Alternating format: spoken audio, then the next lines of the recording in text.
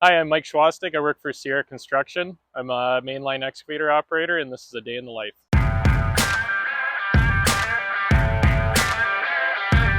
I usually work from 6:30 to 7 for my equipment maintenance, and then from 7 to 5. So when we're on reconstructions, we usually redo the sewer, water main, and storm pipes. But as you can see, it's like pretty tight areas all the time with wires and trees and lots of utilities around. On this job, it's like 6.5 meters deep for all the pipes, which kind of makes it hard in such a tight spot. Got to use lots of trench boxes. Lots of patience. This is a 349 that I've been running on this reconstruction. It's kind of necessary to have this thing, but it's also kind of a pain for how big it is. But kind of need it sometimes. Start this thing up, let it warm up for a couple minutes. Then we gotta start digging the hole. Every day. 30 more years.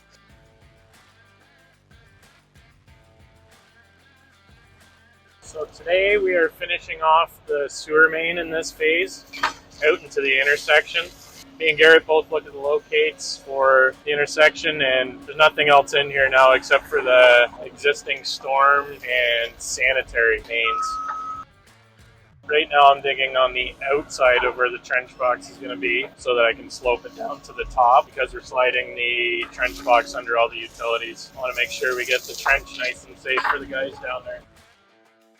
You want to make sure you get nice and square to your trench box so you're digging straight onto it. Make sure you pull it nice and straight, or else you got to reset it if you get it too crooked, which you don't want to do. I always like to picture kind of what's in the ground before I start digging. Say me and Garrett always paint out the utilities before we start digging. We got some overhead wires above us, but they're well out of the way. Don't have to worry about those anymore. There is an old storm pipe in here that we'll be pulling out.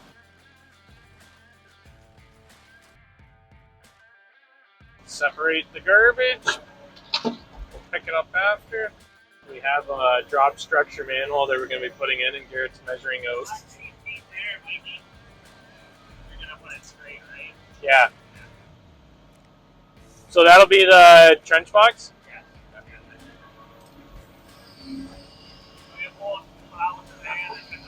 Yeah. Garrett was just measuring out for the next trench box we have to set because we are putting in a drop structure manhole, which has a meter wide piece on the outside of it, and it won't fit inside the trench box we're going to pull. Right now Garrett's guiding me so that I can pull the trench box without the back of my bucket touching the gas main.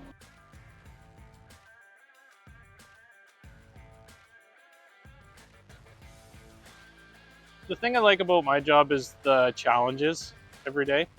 Every hole you dig is not the same. There's different stuff to dig around and different pipes to put in, and it's always a different challenge.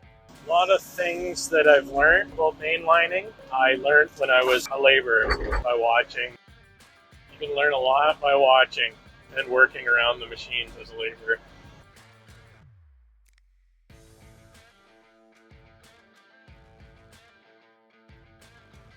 Now we're ready for some bedding for the bottom of the plate. When there's a front plate on like this, Garrett will give me hand signals so that I can see if I'm pulling flat so that he can lay his pipe.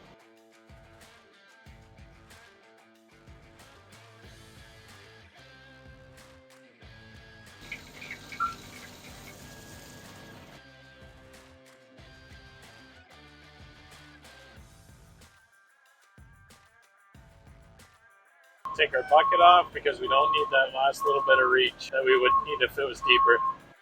Sometimes when you're putting pipe in and it's a bit deeper, if you leave the bucket on, it gives you an extra probably 3 to 4 feet of reach.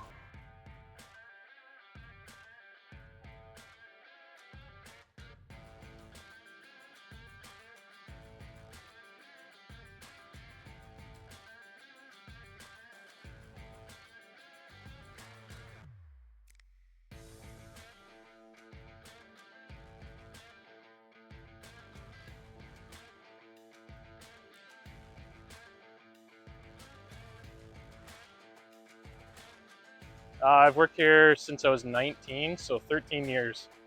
Started right out of school. The best part about working here is honestly the people. I've been working with some of the same guys for 5 to 7 years in a row now. We make a pretty good team. Doesn't matter how good one single person is, all depends on how good the team is. Yes, here, good atmosphere to be around. They treat you good here, and it's almost like a family company. Getting pretty big, but still seems like the same as when I started. All right, thanks for watching. That's a day in the life. You dig it?